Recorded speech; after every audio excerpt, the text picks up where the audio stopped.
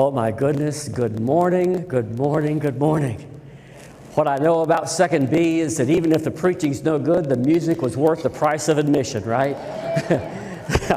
We should be just offering the benediction now, but anyway, I'm so grateful, so glad to get to see you, and what an exciting new chapter is about to begin. It's about time, right? You're on the front of your seat, right? Thrilled to be with you in this kind of moment.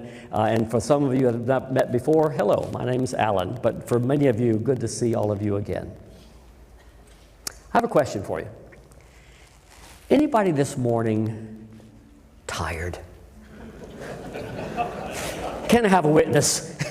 Is anybody maybe last night you saw every hour on the clock, and that's typical for you, right? Is there anybody just weary? The CDC says that 58% of people in America are terribly sleep deprived. We're not getting enough sleep, which is the reason you keep falling asleep in church, right?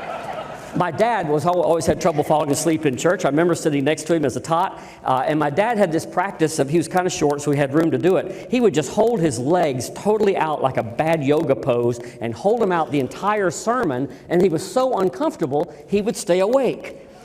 So I would commend that to you over the next several minutes, because that really does, and it's good for your abs too. Anyway, it's sometimes what we really just want, like a mom with preschoolers, we just want a nap, right? Some of us are just so tired. And physical tired is one thing. But I'm really not talking about the tired at midnight. I'm talking about the tired that you have at 7 in the morning and you wake up and you're still tired. It's the tired in the middle of the afternoon. It's a tired day after day after day. It's the emotional tired. It's driving behind someone who's going slow in the left lane. Really? Right? It's tired of having all the house guests who the kids keep coming back and staying. Really? Maybe it's tired of taking care of mama and where are my siblings? Maybe it's tired of my church volunteer work. I know we're not supposed to be tired about that kind of thing, but it's just us family right here. Can we admit sometimes people just get tired, right? Sometimes we're just sick and tired of being sick and tired, right? Sometimes we're tired of trying to smooth over or hide over the dysfunction and toxicity in my family and try to make it look like that we're the Facebook version of ourselves. And that is so wearying. I'm so tired of explaining away my prodigal child who's not accomplishing when I wish I could say he or she was. I'm tired of covering up for his or her alcoholism. Some things just wear us out. I'm tired of watching the news and being angry all the time. Anybody tired of that? Right? Anybody here tired? You know what I mean. And if that's you, then boy, do we have a word for you. Jesus says, "Come to me, all of you who are weary and heavy laden, heavy burdened, and I will give you rest." My goodness, does Jesus know what we need, right? I will give you rest. And sometimes the rest we need won't be corrected by a nap, right? It won't be corrected by a sabbatical. It won't be corrected by a day off or a week off or a vacation. Sometimes the rest we need is so much deeper than that. Jesus says, if you're really weary, if you're really tired, whatever kind of tired, come to me, and I'll give you rest. And I'm sure that when Jesus said those words for the first time, the people who heard it somewhat like we do. I mean, they worked harder than we do. And they probably were thinking, I am physically tired. I would love to have a break, Jesus. But I think they also were emotionally wearied. They were occupied by the Roman army at the time. They were sick and tired of that. You could believe that. Things weren't going as they wanted them to go, and it seemed to never, ever end. They were tired of all of that. So they were tired emotionally. They were tired physically. I have a hunch there's even more than that. They might have well been tired spiritually as well. The context in Matthew chapter 11, if you were to flip back a little couple of pages, Jesus has just been preaching in Capernaum, which was kind of his home base in Galilee, and the cities there, Chorazin and Bethsaida and Capernaum, where he did most of his work. He poured himself into that. He spent all of his time there. He did all kinds of miracles, all kinds of teaching there, the majority of it. And you know what happened as a result of all that? Almost nothing. He picked up a few apostles along the way. Okay, that's pretty good. But the point is, not that many people responded. And he was frustrated with them. And what he says to them is, woe to you, cities, if the things that have been done for you and in your sight and in your ears had been done to Sodom and Gomorrah in the Old Testament, they would have repented with sackcloth and ashes. And you just sit there kind of bored. And he has fire in his eyes and in his voice, and he says, woe to you. Have you ever tried as a teacher to teach someone who thinks they already know it all? Teachers, you know what I'm talking about, right? Have you ever tried to feed someone who comes to the table and they're already completely full, especially with junk food, right? It's so hard. Jesus is trying to teach to people who don't think they need to learn anything. He's trying to offer the way for people who think they know the way. He's trying to offer answers for people who have all the answers. They're well-heeled and they've got it figured out. They know the rules. Now, the rules are hard to keep, but they know the rules. And so they were hard soil. And so he said, with a tenderness then, he said, Lord, thank you that you hid this from the wise and you've given it instead to the babes. I'm not talking about co-eds at Tech, meaning babies. And then he turns to them and says, so if you're a babe, if you don't have it figured out, if you'll admit you're tired, if you'll admit that you have doubts, if you'll admit that sometimes you don't have it all put together, if you'd be willing to still learn and grow, do I have a word and an invitation for you, Jesus says. So come to me.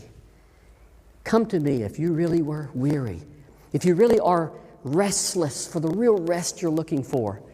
I've got it. You remember St. Augustine, 5th century church father, named after a Florida town, but he said that our hearts, our spirits are restless until they find their rest in thee, right?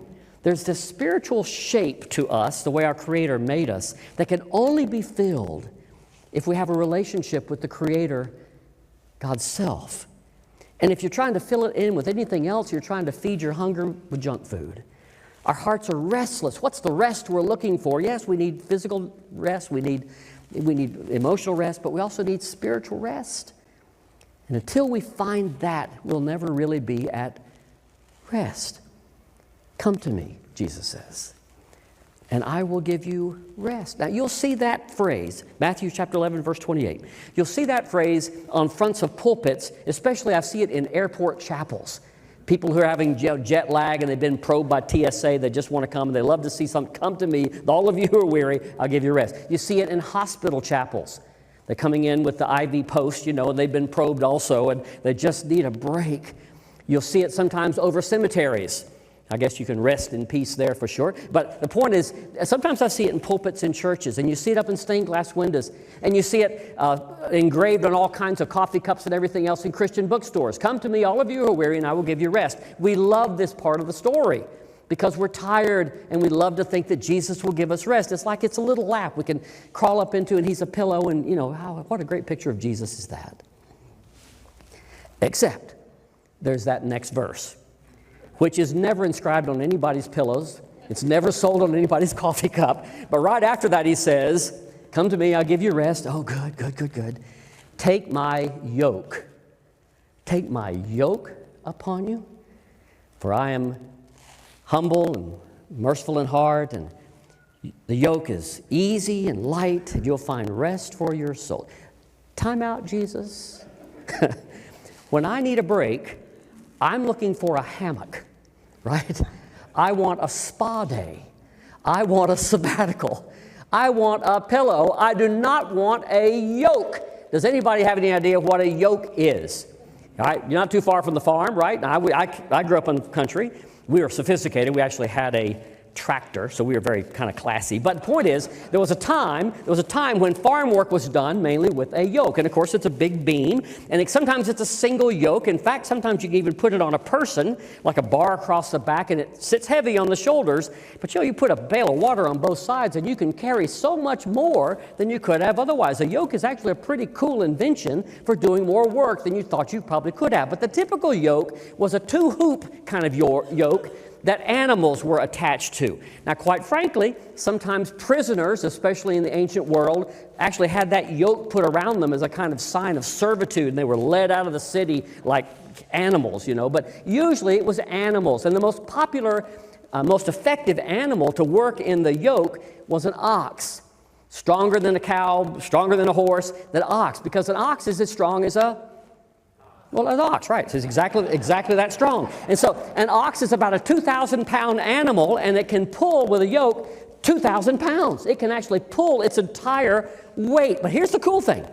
Because it was often a double yoke, if you put another ox or oxen or oxi, whatever the plural is, if you put two of them together, now you'd think if one ox could carry 2,000 pounds, you remember your math? What would two oxi be able to carry? 4,000, right?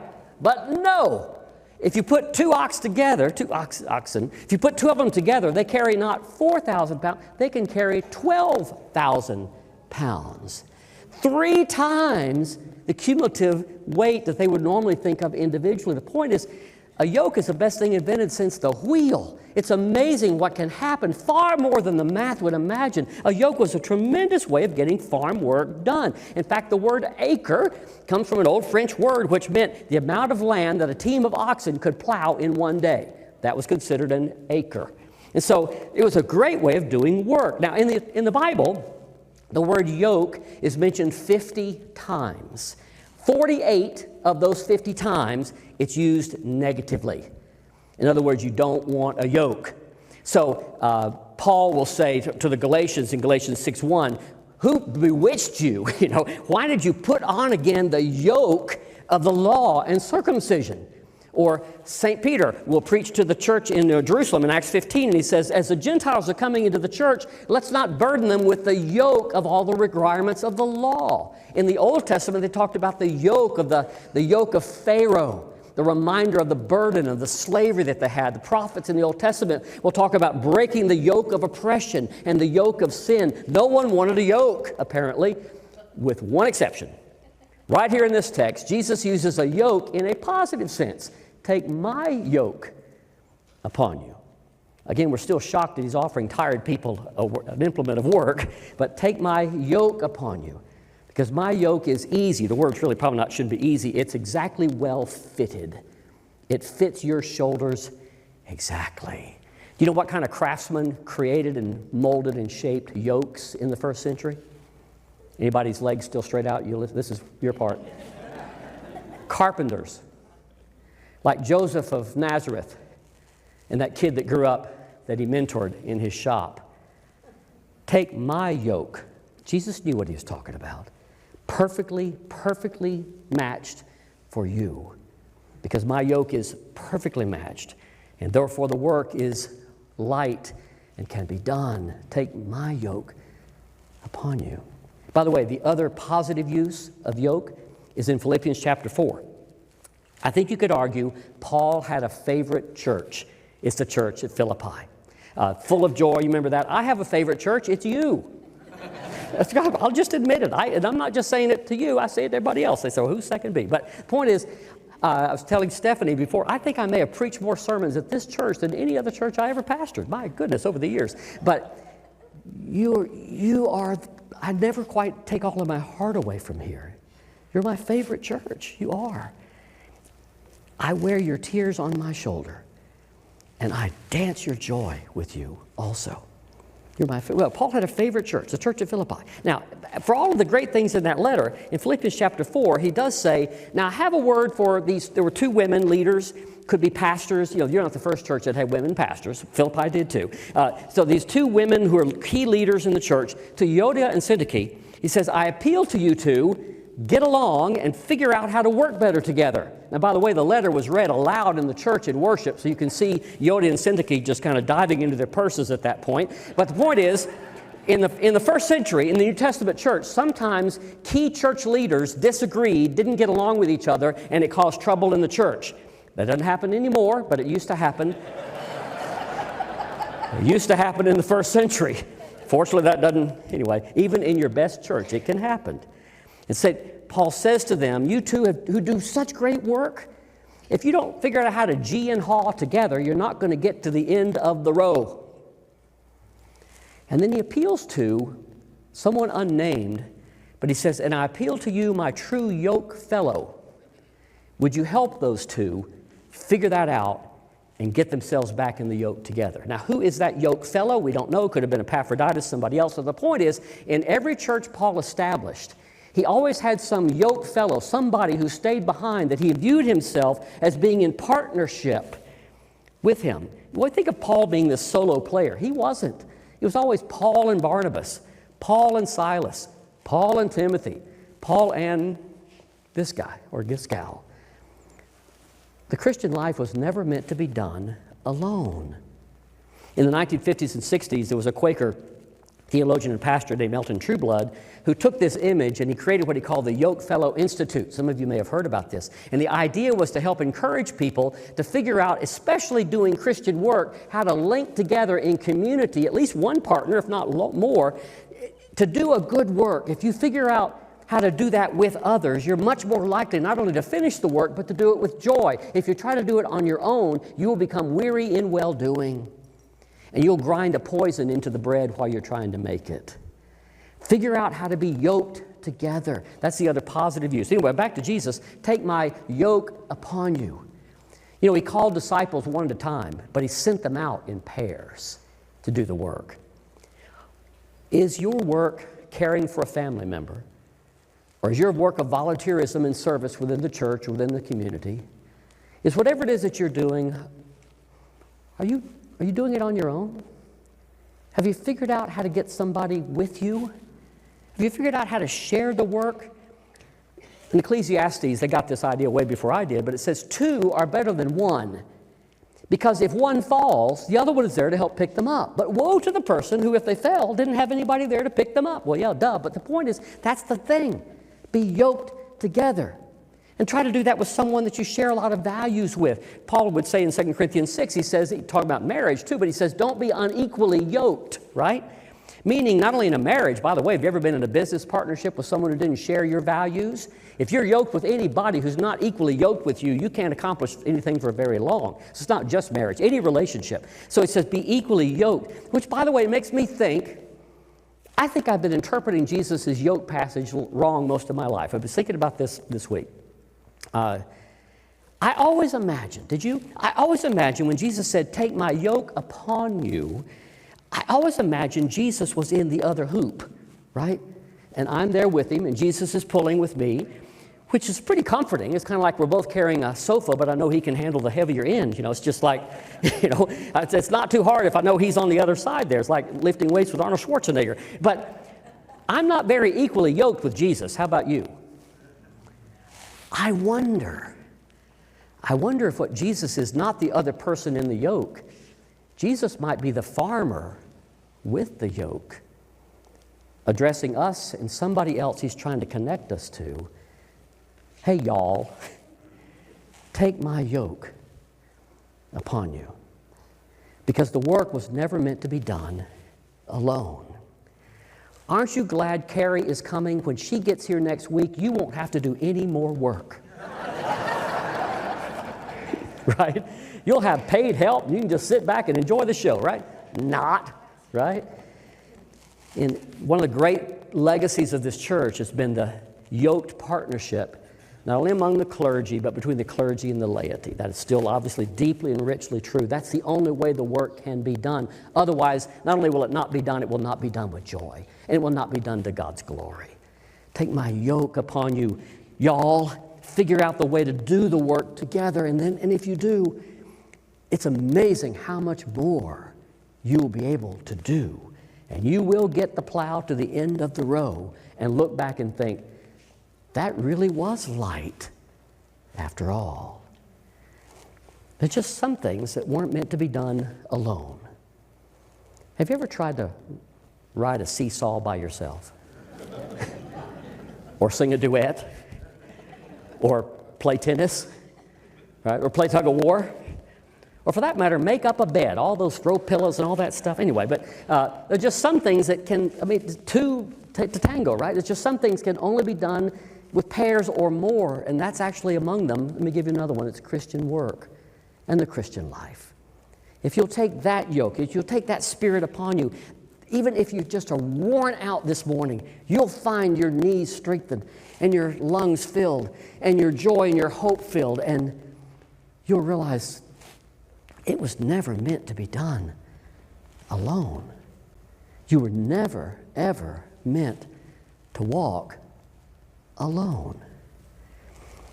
In 1945, early in the year, with the entire world still weary of war, talk about weary, Rodgers and Hammerstein wrote a musical for Broadway. It was set in the Great Depression, but the music was called Carousel. Some of you are familiar with it? And the story plot line set in the Great Depression was a guy desperate, trying to figure out, he ends up robbing a bank, trying to survive, and he gets killed in the process of that bank robbery. Tragic in so many ways. His wife rushes to his side and he dies in her arms, in her lap. She's totally distraught. Her whole life feels like it is over. And her cousin comes up to her in the play, sits down beside her in that anguish, and sings the signature song to her of that musical.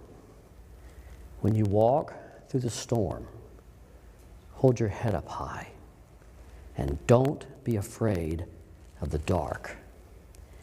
At the end of the storm, there's a golden sky and the sweet silver song of the lark. So walk on through the wind. Walk on through the rain, though your dreams be tossed and blown. Walk on. Walk on with hope in your heart, and you'll never walk alone. You'll never walk alone. The Beatles, before they started making their own music, did a cover of that Carousel song in the 1960s in Liverpool, back when they were just still playing in Liverpool. Anyway, and it was popular in Liverpool, and the Liverpool football team, which we would call soccer, the football team of Liverpool was losing again, and the song was kind of popular at the time, and the crowd just spontaneously, because the Beatles were singing it, I guess, the crowd began singing "You'll Never Walk Alone." Just linked arm in arm, and kind of like a Red Sox game with Sweet Caroline, and then they just began to all sing it. Well, lo and behold, the Liverpool team looked back and thought, well, we're not alone in this, and somehow they're part of it too, even though we're on the field, they're there, but we're doing this together, and sure enough, they won the game. Well, guess what? That became the song for the Liverpool football team, and if you go to their stadium now, there's a big iron arch over the front door that says, "You never walk alone." They sing it in every single game. It is amazing what can be accomplished if you yoke together, because it'll remind you always, you never walk, you never work, you never live, you never even die alone. Isn't that good news? Let's pray. Oh Lord, maybe somebody here just needs a nap. Somebody here may be really just worn out trying to keep their frazzled parts of life together, maybe, but maybe all of us sometimes just feel just kind of spiritually spent too. Whatever it is, help us hear you calling us to you tenderly. But you haven't just called us for a sabbatical. You've called us to work differently. That's actually what we most need.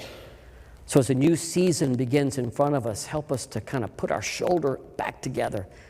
Maybe even look more urgently for who can share the yoke with us.